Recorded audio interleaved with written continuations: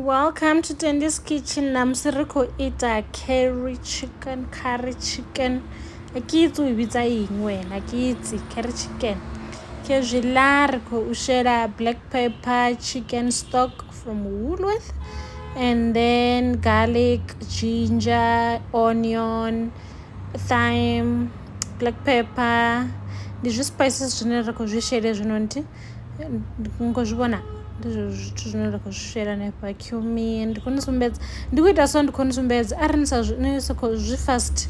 Please pause the video so that you can see which spices I'm using. Stanis kezvila, and then we are cooking our chicken on a high heat ne rikoibika so kezvila nyama yasvikobibva tidzi chicken thighs edzinoni rashere zvila nezvispices zvacho zvine rava nazvo kozvibona ari kuzvishera nepala. Ubva hapo ndodova ndashera madhi ne utori chicken yacho ibibve ngomu. Guys, auna chicken ya half done, auna chicken ya medium rare. It has to be well cooked, well done. It have to be well done cooked.